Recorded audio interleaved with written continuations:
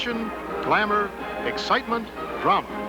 These are the ingredients that have combined to make Big Ten football big-time entertainment. These big moments in the Big Ten are presented by Kmart, America's leading discount department store.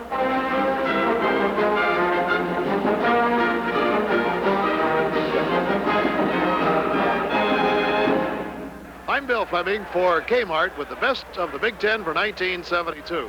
It was right here in the Ohio Stadium on November the 25th that Michigan and Ohio State battled for the Big Ten title and the right to go to the Rose Bowl. And what a game it was, viewed by more people on national television than any other regular season game. Ohio State was a decided underdog, but the Buckeyes, directed by quarterback Greg Hare, carried the battle to the Wolverines.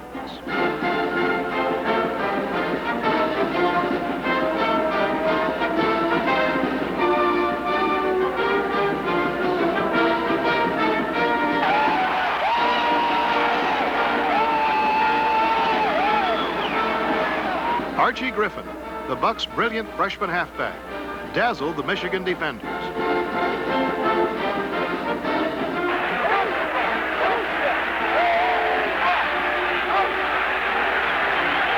In the final analysis, two magnificent goal line stands by the Ohio State defense spell the difference between victory and defeat.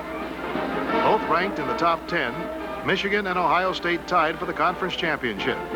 But the Buckeyes, by virtue of their 14-11 upset, went on to the Rose Bowl.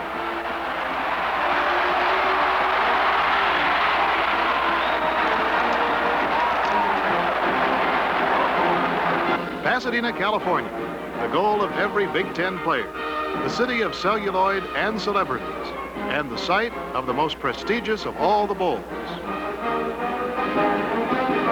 Ohio State, after an inspired first half, fell before the hometown hero and the national champion, Southern California.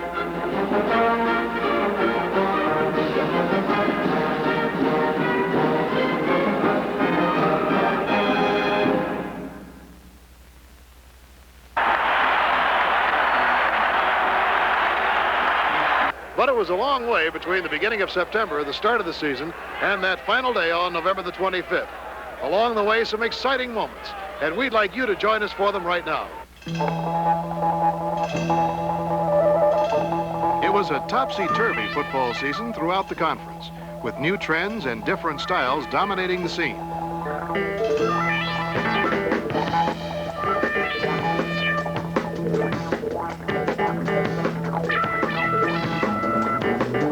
One such trend surfaced on the opening weekend of the year when Minnesota quarterback Bob Morgan rushed for 127 yards. This was one of the 3 days in which Morgan exceeded the 100-yard mark.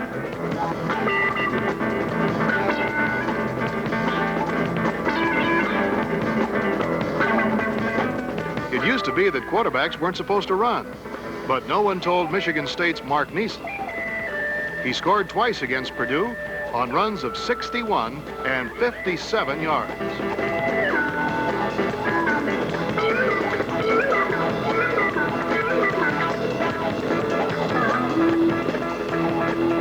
Michigan made the most of the moves of its outstanding sophomore quarterback, Dennis Franklin.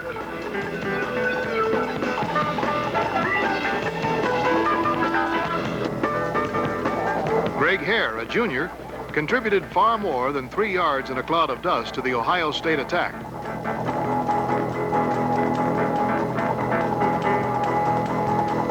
Purdue's Gary Danielson had the most productive day of any Big Ten quarterback when he rushed for 213 yards against Washington.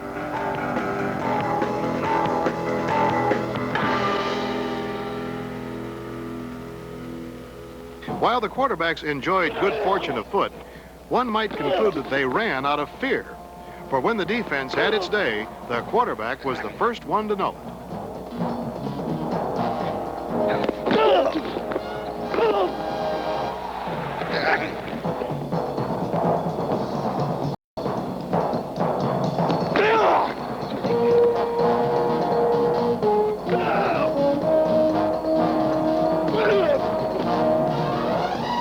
Combine a strong rush with sophisticated defense, and the passer's problems are compounded.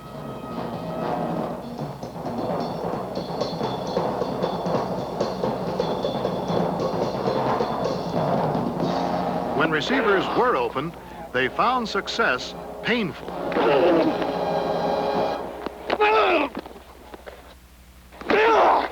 The development of the zone defense had more to do with the frustration of the passer than any other factor. Swift, mobile defenders such as Randy Logan gave Michigan the most effective pass defense in the conference. The Indiana secondary, featuring veteran Mark Finley and multi-talented freshman Quinn Buckner, permitted the fewest completions in the Big Ten. Michigan State's Paul Hainer was the top interceptor with 5. Tied for second was his Spartan teammate Bill Simpson.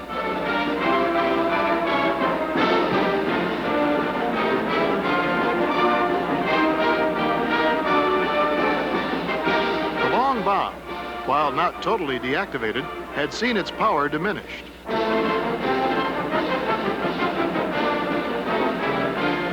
Now, in lieu of the big strike, quarterbacks began to probe with short but sure passes.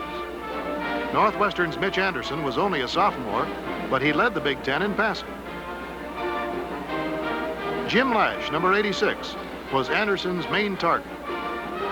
Anderson and Lash shattered 2 Big Ten passing records.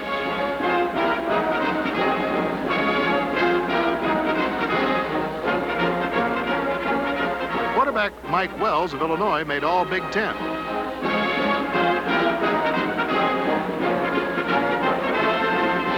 Michigan's Dennis Franklin completed 50% of his passes, many to number 15 Bo Rather. Wisconsin's Rudy Steiner and Jeff Mack mystified opponents with their aerial artistry. Greg Hare passed more frequently than most Ohio State quarterbacks. Ryan Baschnagel, a freshman, and junior tight end Ted Powell will return in 1973. Gary Danielson relied more on the ground game at Purdue. When the pass was necessary, Darrell Stingley and junior split end Dan Roman were gifted receivers. An injury cut short the season for Indiana's quarterback Ted McNulty, but few defenses were able to cut down the Hoosiers' all-purpose halfback Ken Starlin.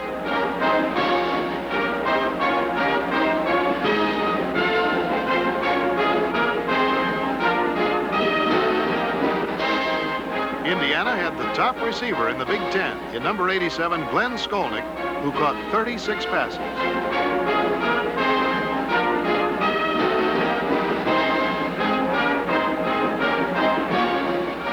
Iowa's Bobby Owsley and Brian Rollins were both among the leaders, and both are returning.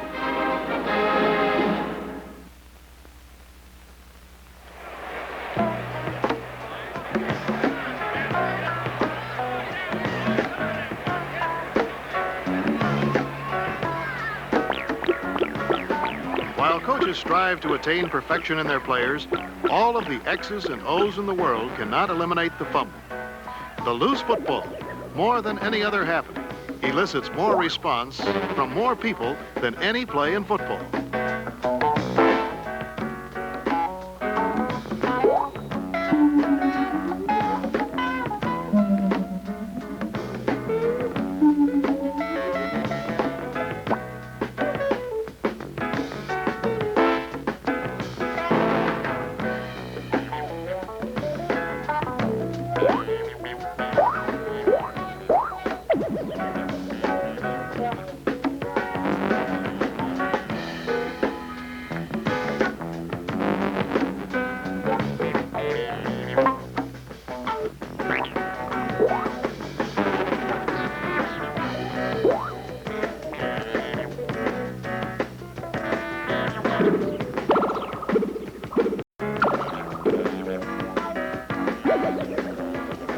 As the father of football, Amos Alonzo Stagg, once observed, the football is the only ball not round, and because of its shape, funny things can happen. In this age of special awards, we include now football's spectaculars, and these were the winners for 1972.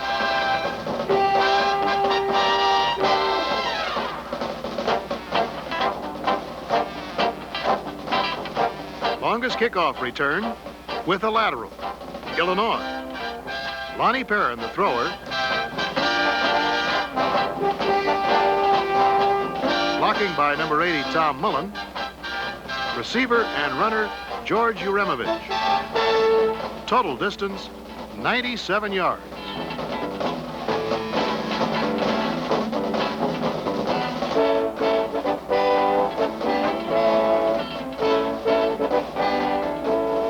Longest punt, under extreme duress, Bill Simpson, Michigan State. From the point of the punt, 71 yards and out of bounds in the coffin corner.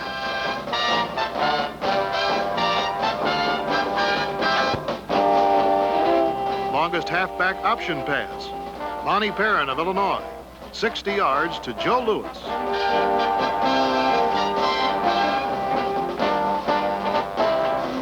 Longest screen pass, Michigan State. Passer George Mihai. Legman Arnold Morgado. Blocker Damon Mays. Distance 67 yards.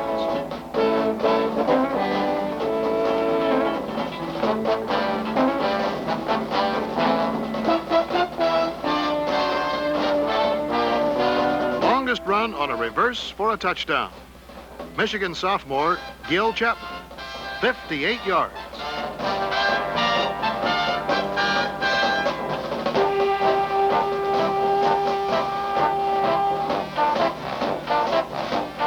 Best blocked punt, Jim Cope, Ohio State.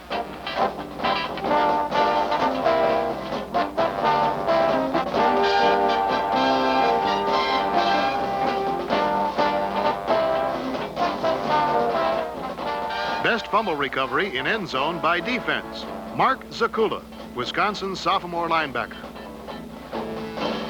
Best fumble recovery in end zone by offense, Joe DeLamielleure, Michigan State. Best fumble recovery in midair, Steve Niels, Minnesota.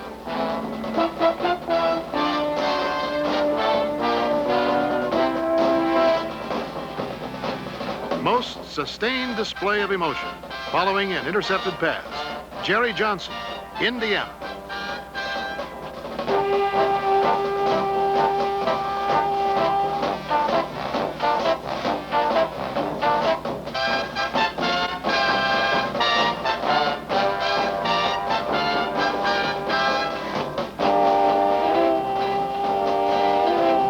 Wildest display of emotion following a game-winning field goal. The envelope, please. Tom Slade of Michigan and the entire Wolverine squad.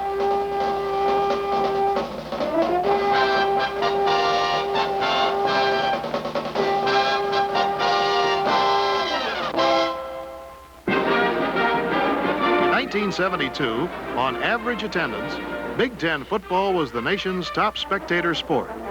Conference games were seen by an average of 58,980 fans per game, the highest anywhere.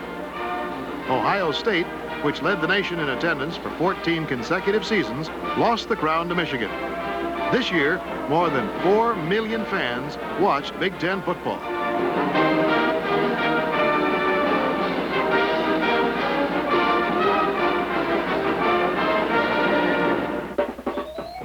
Lured by the promise of the big play, the faithful were rewarded by such game breakers as Michigan's Gil Chapman. Chapman and a host of talented sophomores helped Bo Schembechler win Coach of the Year in the Big Ten.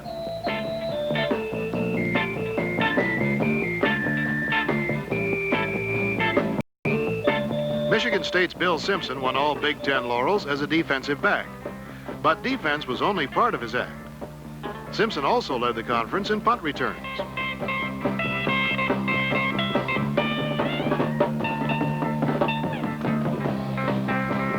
Otis Armstrong, Purdue's All-American halfback, specialized in cross-country runs.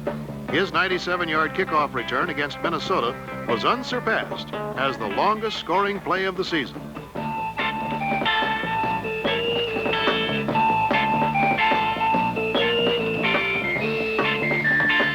The field goal was very much in fashion in the Big Ten, with two foreign-born sidewinders leading the way. Indiana's Chris Gardner came from Sweden.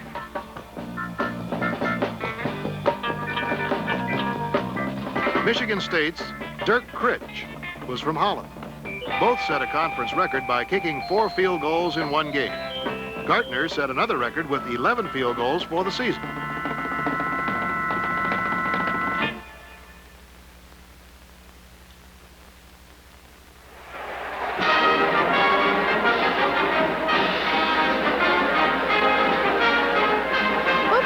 Are won and lost by the team which controls the line of scrimmage. Today, you'll see and hear the Battle of No Man's Land, starring number 70, George Hassenall, Ohio State's All-American tackle. Go, go, go, go, go, go, go, go. All right, let's go with 50. Set, hit, boom.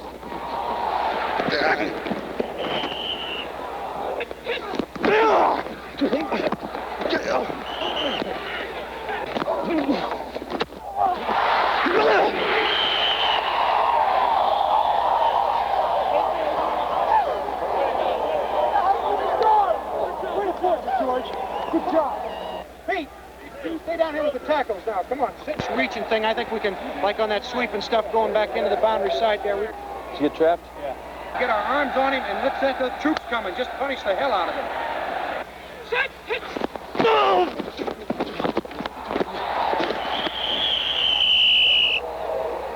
Set, hit,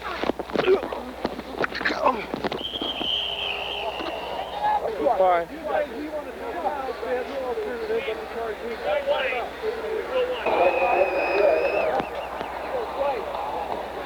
do you feel? Because on the reach, sometimes you're going to have to duck back inside. Even though that's not the way we usually do it, you're going to have to do it against these guys some. Because he's looking for daylight. He's got the ball, he's looking for daylight. And so, you know, so you got to be, as soon as you read the block, you got to find the ball. Find the ball. Put that wing down in there, fire that wing down like he's going to crack back, and then he'll release out, and they get him fighting out, and they're kicking him out with the guard. Way to get it! Way to grab! Way to grab, guy! They're all just standing back there, you know, with their mouths open. No one's reacting. No one's grappling. Now, I saw you a couple times. Yeah, I'm getting screwed up. We're not, as a team, we're not doing it. Set, hit!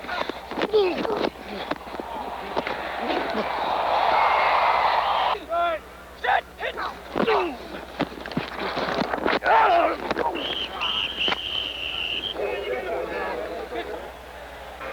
The players who perform in the pit seldom enjoy the limelight. We hope today's feature has given you a better insight into the pick and shovel workers who are the backbone of the game. The defenders, they labor in relative obscurity. Their reward is in knowing that they determine who wins or loses.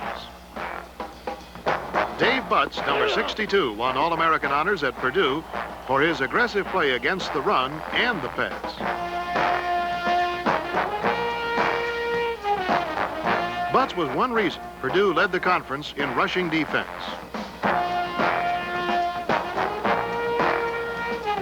Number 97, Steve Baumgartner, all Big Ten end, was another. Number 78, Tyrone Dye, has 3 more seasons at Iowa. The defensive tradition has always been strong at Ohio State. And Randy Gradishar, number 53, was another in a long line of Buckeyes to capture All-American acclaim. At Wisconsin, linebacker Rick Jakius, number 34, learned the hard way. This submarining style of defense by Michigan's Wolfman Randy Logan made fumbles happen. Number 10, Brad Van Pelt, was a 9-letter winner at Michigan State. He was an All-American and recipient of the Maxwell Award as the nation's outstanding player. Against Iowa, Wisconsin lent credence to the football axiom, defense wins games.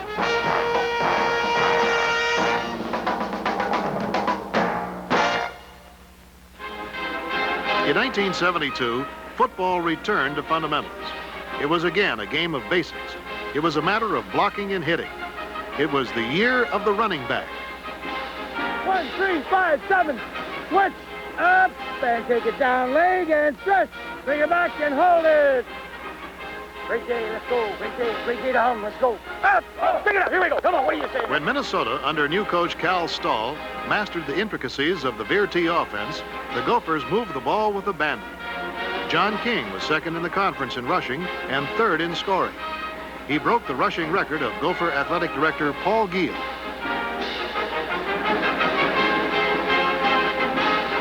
Doug Beaudoin was one of some 50 freshmen to play in the Big Ten. He gained more yardage than any other freshman. Minnesota topped the Big Ten in rushing, averaging 280 yards per game. In Duffy Doherty's farewell season, Michigan State upset Purdue and Ohio State on successive weekends, and they did it with a strong running game. David E. Brown, who returns next year, was the Spartans' big gun. Super fullbacks are synonymous with Ohio State, and in Harold Champ Henson, the sophomore, Woody Hayes had another one. Henson was third in the conference in rushing and first in the nation in scoring with 20 touchdowns. In that same backfield was freshman Archie Griffin, who raced through North Carolina for 239 yards, an Ohio State record. Michigan had a battery of running backs. Sophomore Chuck Heater was its most productive runner.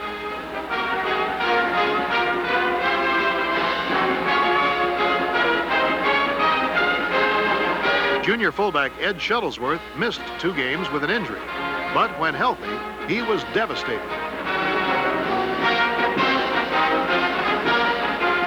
Blocking by number 77, All-American tackle Paul Seymour was a key to the Wolverines' ground power.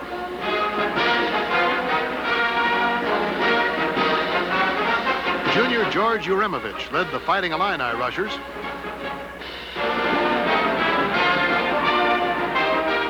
He returns in '73 along with versatile halfback Lonnie Perrin, who averaged 5 yards per carry.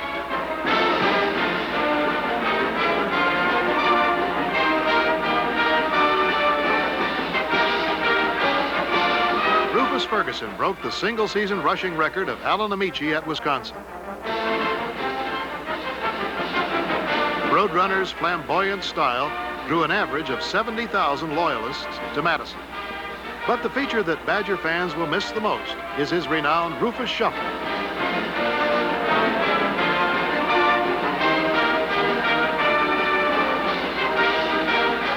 Waiting in the wings at Wisconsin was sophomore tailback Tony Davis, whose 73-yard run against Iowa was the second longest of the season.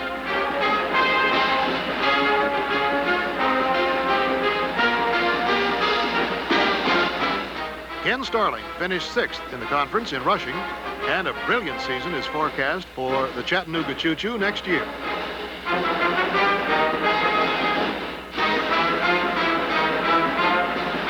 Northwestern's top rusher was freshman fullback Greg Boykin.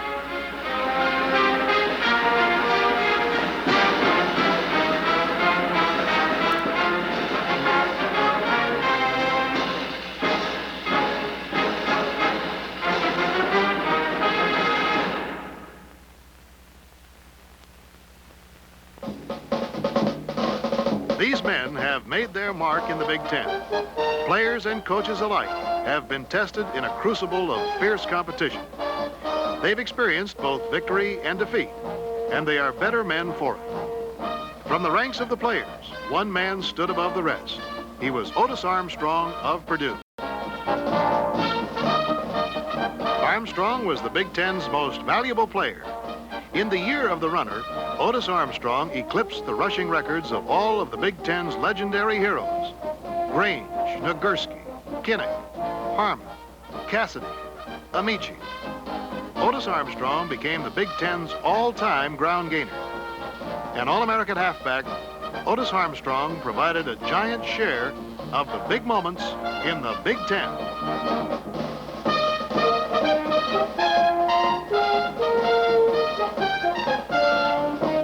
Big Moments in the Big Ten has been presented by Kmart. All the things a great store should be.